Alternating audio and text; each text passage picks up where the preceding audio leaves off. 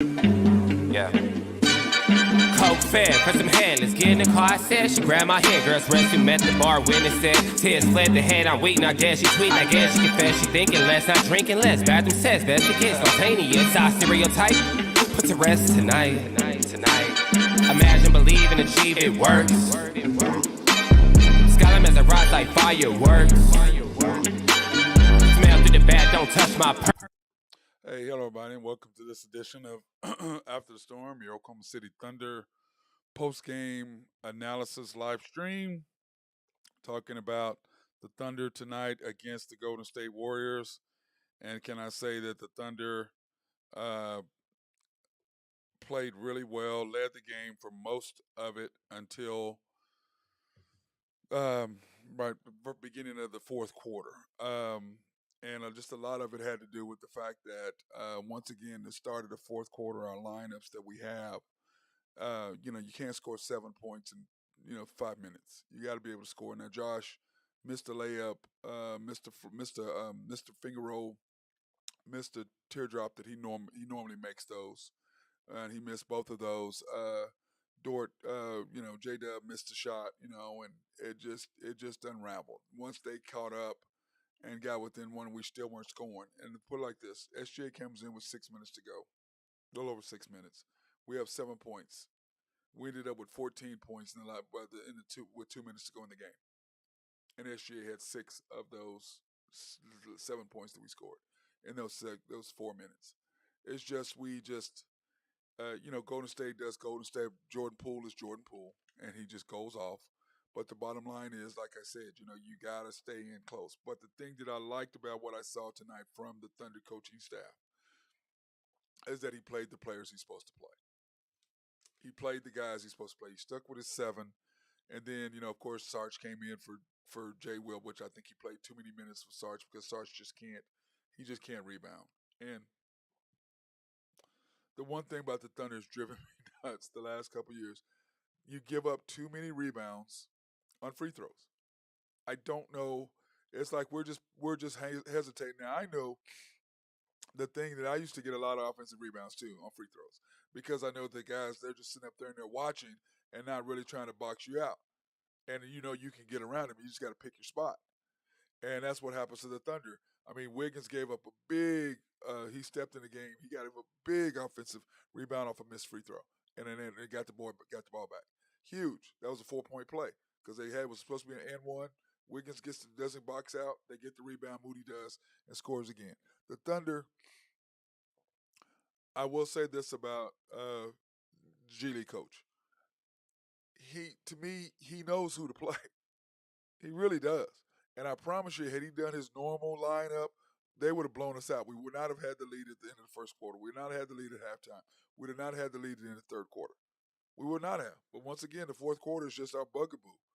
I don't know what it is about the fourth quarter and the start of the Thunder and who we have in there. I don't know. And he had a good 5, and I still didn't know. You had Josh, Isaiah Joe, J-Dub, Wiggins, and Sarge in there. And you would think you're going to get somebody's going to score some points.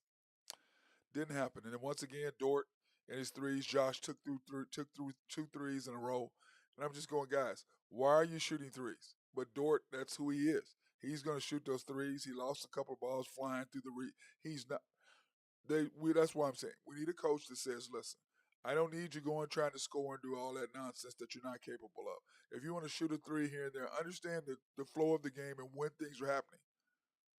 When they're knocking down threes, we can't come down and shoot threes with them because if we miss, then what have I said alone? If they shoot a 3, you come down, shoot a 3, and you miss, they come down, shoot another 3. That's 6 points. But if they shoot a 3 and make it, you come down, make a 2, they come down, make another 3, you make a 2, you're only down 2. And when SGA is in the game, he's really good at making sure that we don't try to get into a 3-point shooting contest because they made a run in third quarter. But SGA comes down, scores. SGA comes down, scores. Like, look, we're going to score 2 points. We're going to make sure we score. But when he's out on the court, you got these guys. Josh took a couple threes. Dort is still shooting threes. At the end of the game, dude, you're down 4. Where are you shooting threes? You're not a 3-point shooter because, I'm going to make this one. No, you're not. No, you're not. But anyway, Here are the keys to the game to start the game off. This is what my keys to the game were. Get off to a good start. And what we've done is every game, right? As those of you that follow the show, get off to a good start every quarter, which we did first quarter, second, third quarter, not fourth quarter once again. Play good perimeter defense, which we did for the most part. And Jordan Poole is just he gets hot. He's ridiculous. But I do think when he kicked his leg out and got those three right in front of the coach, dude, you got to throw a flag. You got to challenge that. He did not use his challenge flag one time. Isaiah Joe was a charge. He didn't use his challenge flag there. To me, especially the one on Isaiah on Wiggins when uh, clearly Jordan Poole stuck his leg out and kicked him. Clearly, because he wasn't even clear. He was just standing there and he stuck his leg out. Now, to me, the referee, that's when you throw the challenge. Boom, you take that. No, give us that points. Give us those. But he did not. And move without the ball, which we did. We were in full attack mode. And, of course, it's hard when you got Looney inside and, Kaminga that can block shots. But we still were attacking the basket.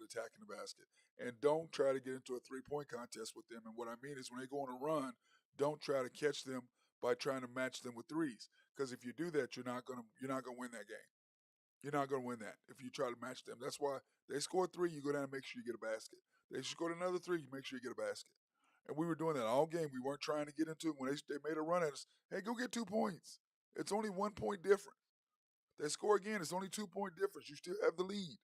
If they keep shooting the next time they shoot, they miss, then we come down and score again. So there was a huge pivotal point in the fourth quarter when J-Dub was trying to get in the game, clearly standing there at half court. There was a change in possession. The referees did not sub him in. Golden State comes down and score, and we're sitting there screaming because we're fighting the fact they didn't make the call. And guess what happens? They score an easy basket, go on a run, they get a tech. Boom, 5-point play. Because we missed the no foul on this end, the bucket there, and the tech, which I don't blame the coach for. I'd have been livid too. I have zero problems with that. So let's talk about the game.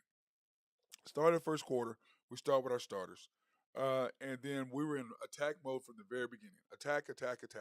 And we're just not letting them breathe. I mean, just taking them because those guys can't play defense. And we're just attacking them.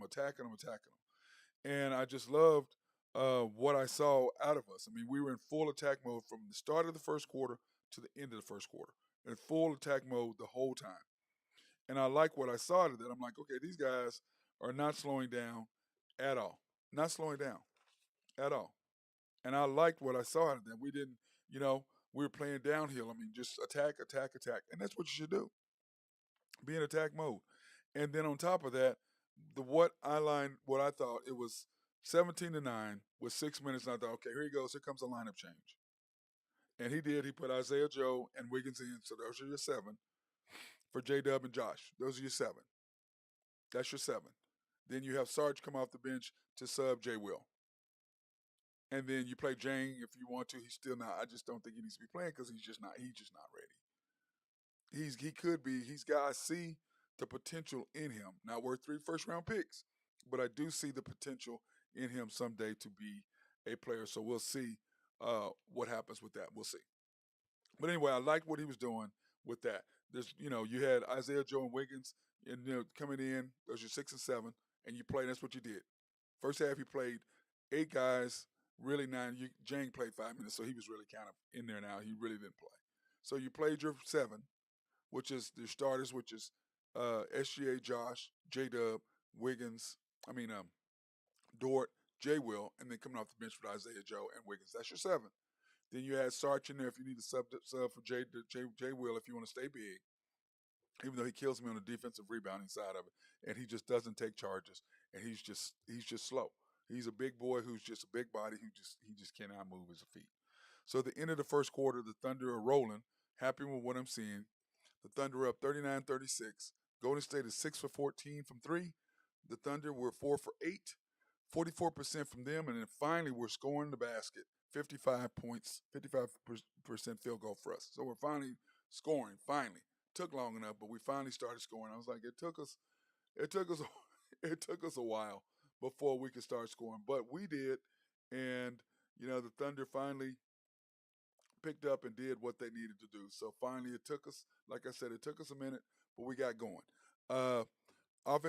Rebounds 16-11 for us, 18 to 12 points in the paint, which I said we were in full attack mode that whole time, which is what when the Thunder are like that. That just I love when we're in attack mode. I really do. When we're in attack mode, we're a tough team to beat, which Golden State saw.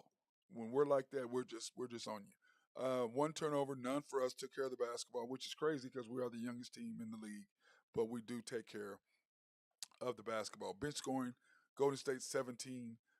Like I said, Isaiah Joe and Wiggins didn't come off the bench until 5 minutes to go. So, he kind of helped his starters out there, which I have zero problem with. So it just goes to show you that he knows how to coach when he wants to coach. And he also knows how to lose games. But my problem is now, had you been playing this lineup and doing this all year long, the Thunder would have 45 or 46 wins by now. That's what they would have. If you played this lineup in the lineups that you played tonight, the Thunder would have a minimum of 45 games. 44, excuse me, a minimum of 44 wins, if not 45 to 47 wins. Easily. Like I said, I named the 7 games that we lost that we should have won. That I can just think of right off the top of my head. That we should have won. And that puts us at 45 games right there. If you played what you did tonight, which shows me, like I said, after the Detroit game, you know who to play. You know who to play. You know who to get the maximum, because I promise you, had he played the lineup he been playing all year, Golden State would have blew us out like they always do. When then people make that run on us. But he stuck with his guns. He played the right group of players. He should have. Come out the second quarter. You have J-Dub, Isaiah Joe, Sarge, Wiggins, and Jang instead of Josh, which he started Josh in the fourth quarter. It's that same lineup, but he started Josh in the fourth quarter instead of Jang. And then Jang, my thing is, dude, when you come down the middle, you gotta be physical. You gotta dunk on people when you can. And I think eventually, like I said, Jang will get there. I mean, I see his potential. But right now, trying to get him experience in this, and I understand we're young, and but forget all that crap. We're trying to win. Worry about that next year. Because I don't think these 3 or 4 or 5, 6, 7 games are not going to make a difference, because it hasn't made a difference. He's just not ready. And playing him is just not, he's just not ready to be what you want him to be. Maybe at some point, possibly. But he's not ready. So anyway, but he did come back and get an and one after that. So anyway, so we're going back and forth, and we're still keeping the lead, and we're scoring, we're matching them. And once again, we're not getting in a 3-point game. They're not kind of a couple threes, and then we get layups or we get baskets playing downhill. Because as long as the Thunder do that, we don't have to worry about them. It's only when we try to get in a running game with them, when we try to get in a 3-point shooting game, we can't do that. And remember, the one thing that's killing us is this is what the Thunder need. After watching us all year, we need another shooter, we need a wing defender, and we need an inside presence that can block shots. A defender, something that can stop people in the paint. Those are 3 things that we need. We need a shooter, we need another wing defender, and we need somebody, because when we go low, when we go small, we just don't have the height. We got to be able to box out. So hopefully that will be Chet and Jay will. So hopefully that will aid that. So then in the draft, all you're looking for is a shooter and another wing defender. So hopefully you can do that next year. That's what I'm hoping, but that's what the Thunder are missing, because defensive rebounding, when Sarge is in the game, he just bless his heart. It's not like a lack of effort, because he does try. He just doesn't have the skill set to do what we need to do. But anyway, Thunder are up 53-47 when SGA comes back in the game, and you've got SGA, Jay Will, Joe, Isaiah Joe, Josh, and Lou Dort in the game. And the one thing that I love about that is that the Thunder were doing the things they needed to do defensively and offensively. You guard them on the perimeter, like we said. We need to do a key to the game. You're playing downhill, or you're attacking the basket. You're moving out the ball and making some great passes and finishing. And then I thought it was interesting that on the TV, and Michael Cage just wears me out. I just love not being able to listen to him the last few days. And and that's the thing with the Thunder, is that anytime the Thunder played, I would make sure we had the national broadcast on instead of listening to the Thunder broadcast. Can't stand that guy. He is the biggest homer, doesn't understand. He and this guy don't understand what moves are. They don't understand what they just don't get it. And then I thought it was interesting tonight. They're talking about how the Thunder are in the play-in, and they're 10th place, and what a deal that is for us. Really? So you're saying that now because you're trying to make everything look good to cover up what your coach said after the games. He said you don't care about the playing. Now you're trying to say on TV that you care because you got all these people watching because you know people don't watch the post game. So when people are watching the broadcast, you're gonna say you care when your coach clearly said you didn't. But of course, people don't watch that, so they don't know. We know. I thought that was interesting. I was like, what a crock. You're sitting there, no, you're not worried about that because if you're worried about that, you've been playing the same guys that you've been playing now. So at 65-57, the Thunder are doing all the little things that the Thunder need to do. And I loved what I was seeing out of our defense with this group with SGA, Josh, Joe, Wiggins, and Dort. We're small, but at the same time, it kills us on one side of it because they got Looney lurking inside. And for offensive rebounds, it just really hurts us. And then guys flying off the perimeter, kicking it out. But us being in attack mode, we're just going downhill, get downhill. They had no answer for us. They had zero answer. So the Thunder, to end the second quarter, here's that halftime score. The Thunder up by 10, playing downhill, just going at them. And with that last group that we had in there, man, they just unstoppable. Josh and SJ, everybody's taking turns on them.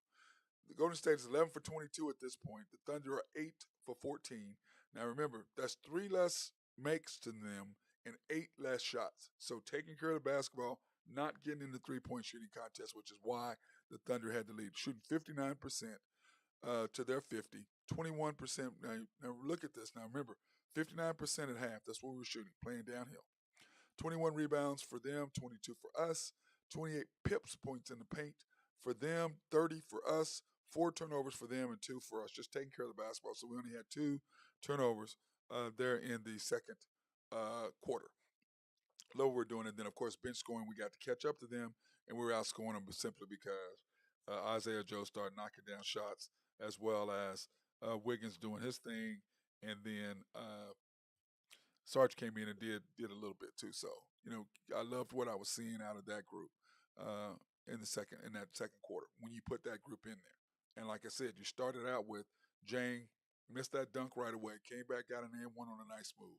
And I'm like, look, I can see this kid. He just can't defend yet. He just can't defend yet. But like I said, I'm not gonna put any grades on him after the season. I'm gonna wait till next year because he just can't. He's just not ready yet. If he's not, he's just not ready. So I can't really put a grade on him for yet until next year. After next year, I'll put a grade about midway through the season and see kind of where I see he's at. So that being said, let's go ahead and thank our sponsors, Collaborative Logic. Appreciate them keeping us up and running like always. You want to have any needs for some computers, software written for your office to make everything run more smoother. They are the people to talk to for that. Mark Long at SRB. If you have any engineering, surveying, or planning, he is my guy for that. Oak Grove Trucking and my dude Jose Fierro. If you need stuff for a dump truck, he is the man. Greg and Max Nafee is always taking care of me and watching my back and supporting everything that I do. I appreciate those guys.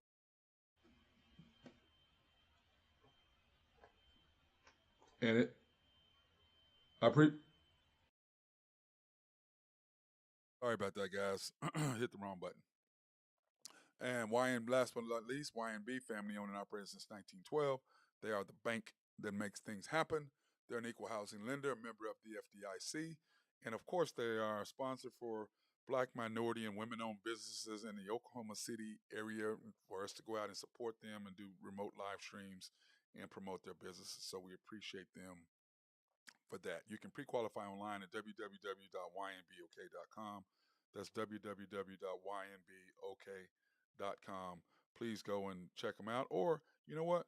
They're a personal bank. So please go in and see the guys at the main bank at 401M, which is downtown Yukon, or you can go to YNB East, which is off 66 and the Yukon Parkway. YNB Mustang, 218 North Mustang Road, just in the city of Mustang. YNB Parkway, which is right off I-40 and Garth Brooks Boulevard. Can't miss it, right there in front of the hospital.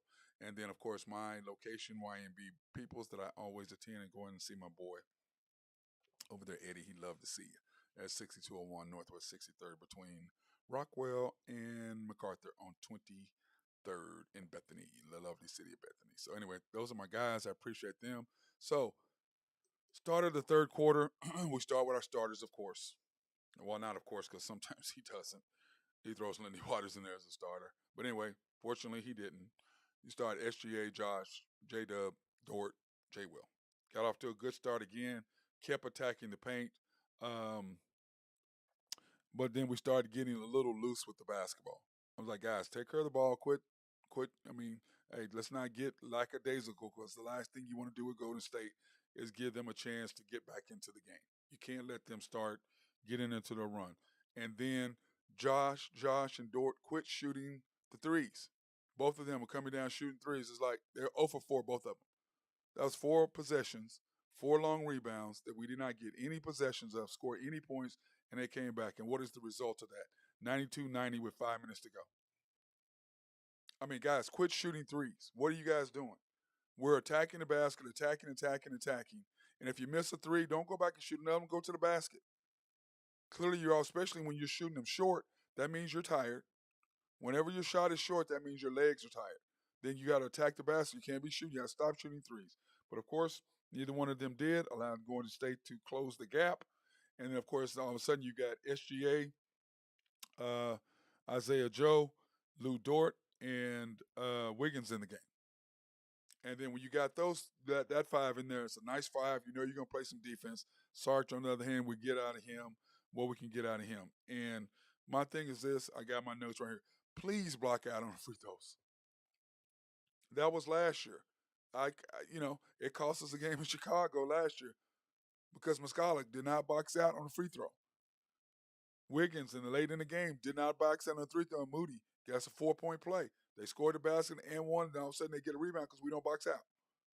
Then we're not boxing out again, Sarge. I mean, I just don't understand how you don't get the guys to box out. I don't understand that. I just don't. We're just horrible at that all the time. And then my thing is this: we defensive rebounding.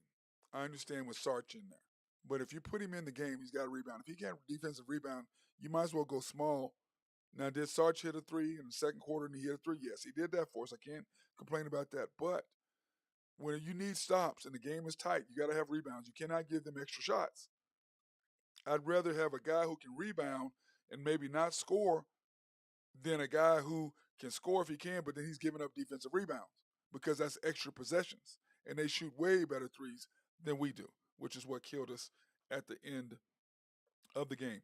And then, of course, Lou Dort misses another three. He shot another, like, dude, you're 0 for 5. Why are you still shooting? The game is tight. We don't need you to shoot the basketball when the game is tight. We don't want you shooting threes.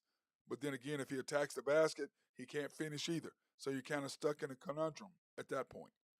So would you rather him shoot a three, or would you rather him go to the basket and do something crazy and try to score when he's not capable of? Hard thought. My thing is this: I don't want you shooting at all. But if I have my ruthers, I'd rather you at least go to the basket because I know at least I might get a foul or something out of that versus three. I know I'm not getting anything out of that. So I'd rather you go to the basket if I have my choice. So at the end of the third quarter, the Thunder hold on to a 106-102 lead. Golden State was closing at the end. And you can see right there, Golden State is now 16 for 37 from three.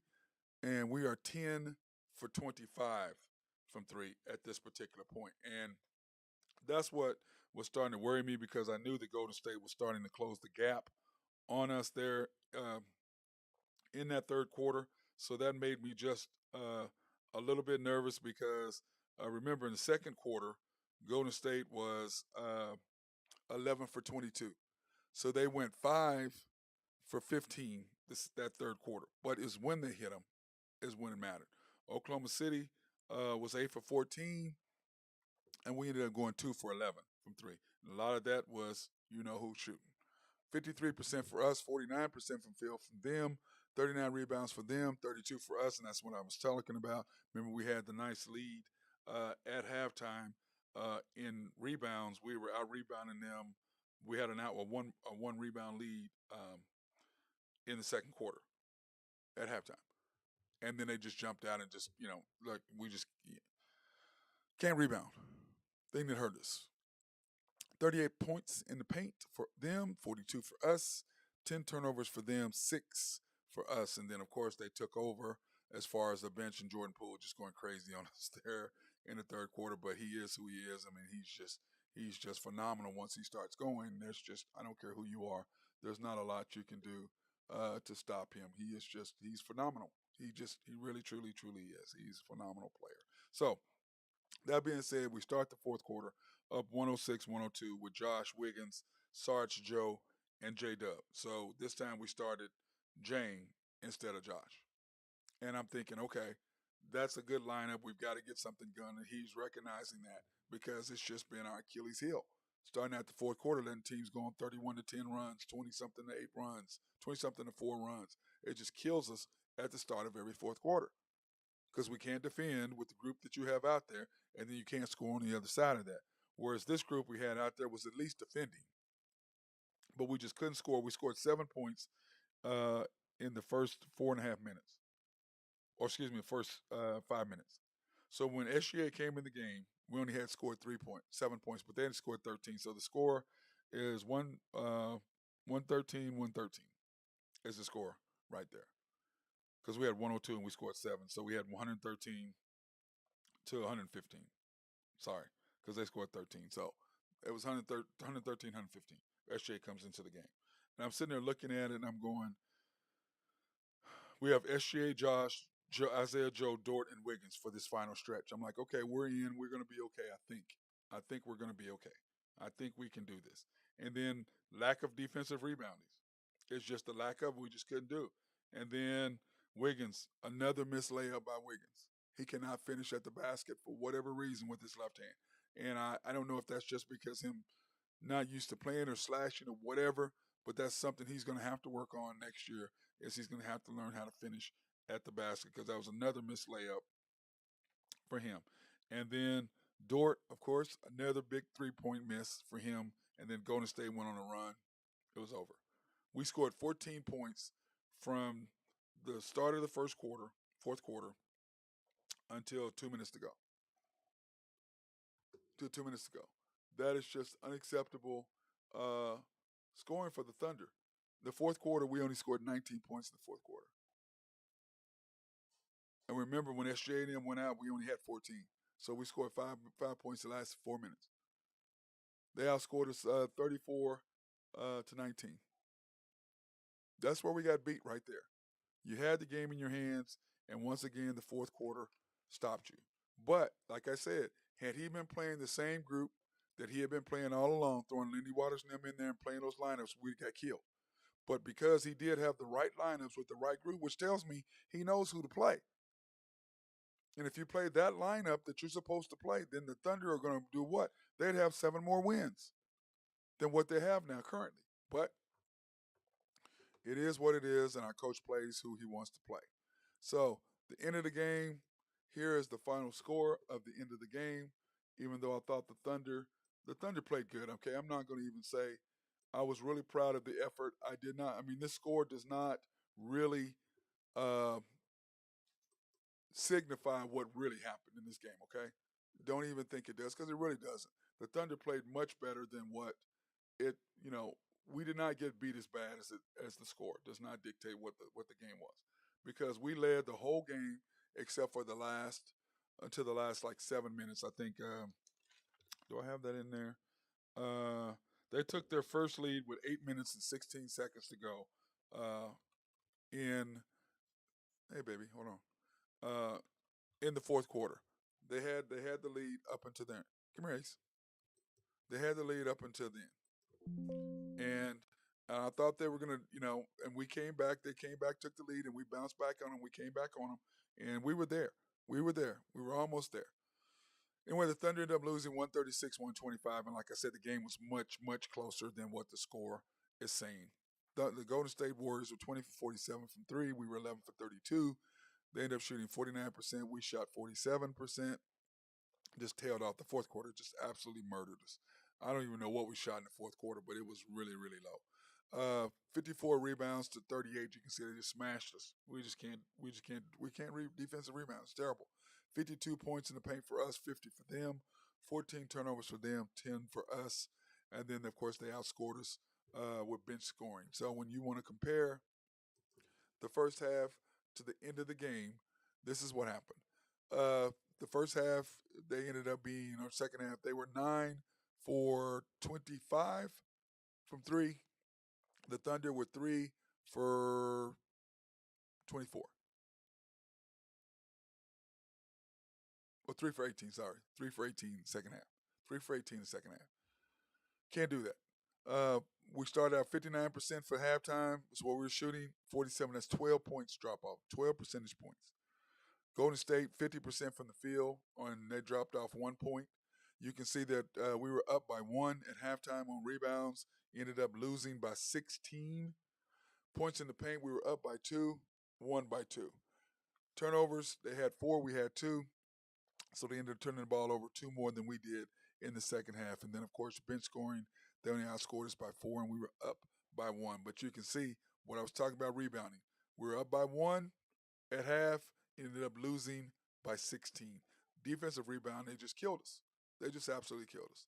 And then, of course, in box scoring, this is what you got. Jay Will only played 19 minutes because they decided to go small for whatever reason, 4 points. 5 rebounds. Then, of course, Jalen Williams, J-Dub, 33 minutes for him. SGA, 34 minutes. Josh Giddey, 28 minutes. Lou Dort, 36 minutes. And, of course, that's 19 points, 32 points, 15 points, 17 points. 4 guys in double figures. And I think if you got Jay Will, you played him more, he could possibly get near that to 8 or 9, maybe 10 points and get in double figures as well. But you refuse to pay him. You played Sarge instead, who was 1 for 3, 1 for 2, 4 rebounds. And they played the exact same minutes, and it's just anyway. Lineups, and then Jang 8 minutes. Of course, I can't really tell you that. And Sar and all of them came in the game late. Isaiah Joe had a great game. Finally got him back off the grind because he was hurting us there for a little bit, not being able to score. We needed him to. 4 for 8, 2 for 3, 14 points, and then Wiggins, of course, 27 minutes, 4 for 8, 1 for 2, with 11 points. Those guys did come back. So now the key is let's look at the play-in and see what's happening right now with what happened in the loss. Of course, the Thunder still sitting in the 10th spot at 38 and 42. What does that really mean?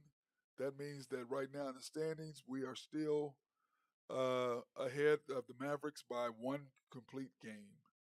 By one game. And, of course, they play tomorrow night. So we're wishing them. And then, of course, we play Thursday night against the Jazz, and they play the Kings tomorrow night. So what does that mean for them? The Kings need to win because they're 4 games out, 2 games behind the Grizzlies. So they can't afford to lose anymore. So they've got to win in order to get that number 2 seed. Now, the other option is they can say, forget these last, how many games they got? They got 3 games left, or they could just say, forget it. And who cares about the Mavericks? Who cares about the Warriors? Who cares about the Nuggets? So they could always just mail it in and still be sitting where they're going to be sitting there in 3rd place and cannot get any higher or any lower. So they may just mail it in, which I don't think they'll do. Then, of course, the Lakers. And let's see. Let's go ahead and look at the scores tonight. Then we'll come back and look at this. When we look at the scores tonight on things that matter to us, you can go through. You see the Timberwolves won. They beat the Nets, which that kind of hurt us. We needed them to lose. The Grizzlies beat the Trailblazers, which we don't care because the Trailblazers are down there. The Lakers beat the Jazz, which we needed to happen. And then, of course, the Suns won, which doesn't affect us. So we needed the Jazz to lose, and we needed who else? We needed the Timberwolves to lose, and they didn't. And of course, so tomorrow night is going to be a big night, and we'll talk about that tomorrow on the Unpopular Hour and give you the breakdown of all of that. But you can see Oklahoma City right now is still sitting in 10th place. Tomorrow, the Mavericks have a huge game. If they win that, then the Mavericks will be tied with the Thunder, and I do believe we have the tiebreaker. So I think that we are 38 and 42, and the Mavericks, if they win tomorrow, they will be 38 and 42 as well, but they will still be in 11th place, I do believe, one behind us. The Lakers took a big step towards trying to slide up. They are now 41 and 38. Golden State is 42 and 38. That's why Golden State needed to win that game. The Lakers needed to win their game. They are hot on the Warriors' tracks to get the Lakers are Both they're both 41 and 38. So the Lakers are now in sixth place is what it looks like on my one chart, but it says seventh over there. So we shall see how that works out. I thought that Golden State had the tiebreaker. So anyway, in one of my standings, it says that the Lakers are sixth place and Golden State is seventh. But I thought that Golden State had the tiebreaker in that because they are 42 and 38 is what they are. So they're up one. They're 42 and 38. And let me see. Sixth place, the Clippers are 41 and 38. So anyway, it's going to be interesting to see what happens between that because the Clippers and the Lakers do play each other. So we shall see. And it says Golden State has 42 wins and 38 losses. And on my other deal, it says that the Warriors have 41 wins and 38 losses, the same as the Clippers. So I'm not sure. I have to verify that, see what that actual win loss. Let me see. Maybe I can pull this up and see where the Warriors really are. Yeah, the Warriors are 42 and 38. So the Warriors are sitting in fifth place, and that's correct. The Clippers are in sixth place, and the Lakers are in seventh place. I think, yeah, that's how that's working right now. Yeah. Yep. So that's pretty good when you look at that and see what's going on with those between those 41 and 38. The Lakers and the Clippers are right there in sixth and seventh. The Golden State Warriors are sitting right there in fifth. They needed to win that game really bad, and they took care of business and did what they needed to do. So now, what does that leave the Thunder and what they need to do next to make sure that they stay in to uh, the Thunder stay in the schedule? Here's the thing: we have the Jazz and the Grizzlies left, and the Jazz right now lost tonight, so we have to go into Jazz. We got to win that game. So he's got to play the same group that he played tonight in order to get that win. And I think we'll beat the Jazz if he plays the group that he played tonight. He will be fine, and we will be okay, and we should be able to get in and be fine. And then, of course, we have the Grizzlies on Sunday at home. And you can see here's the Denver Nuggets are sitting at 52-27, and Memphis is 50 and 29. So Memphis is only 2 games back from them, and the Grizzlies have what do they have left? The Grizzlies play at the Pelicans, they beat the Pelicans. What? Oh, that's tonight.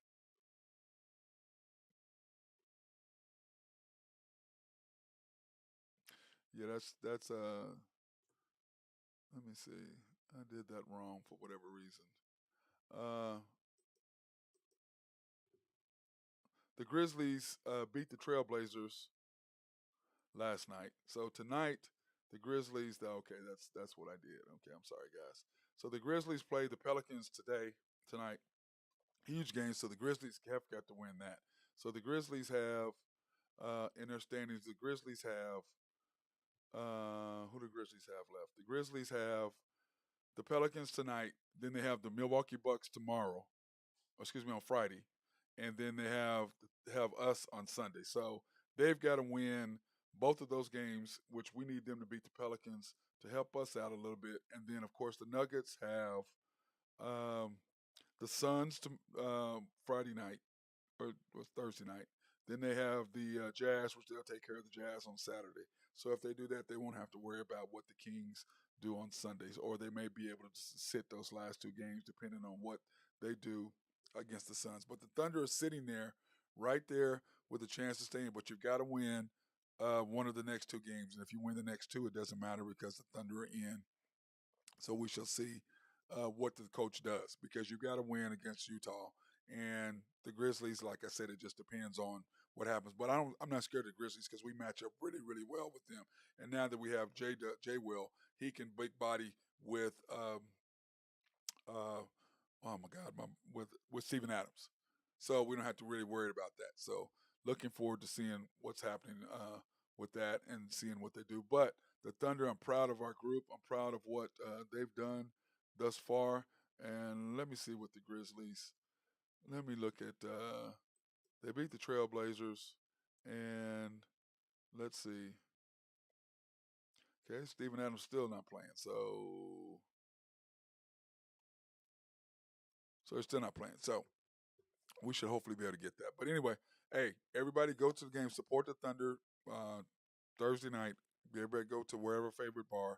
to watch the game. Then, of course, Sunday, the last home game, be there because that may or may not make or break whether the Thunder are in the play-in game, and we shall see how really committed the Thunder are to not playing that game based on who they play on Sunday, if it's a must-win or not.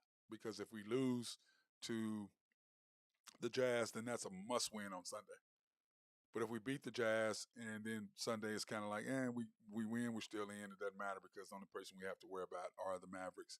And unless the Mavericks continue to win, and hopefully the Mavericks will lose tomorrow night to continue to give us that game, and then we'll be set. So we shall see how that works. But anyway, hope everybody has a fantastic night. Get some rest, go to bed, and then remember tomorrow at 2 o'clock we will be watching, tune in to the Unpopular Hour, and then we'll go over this and we'll have more of an update on who's got who can play who, and what the Thunder scenario is. That being said, everybody, good night.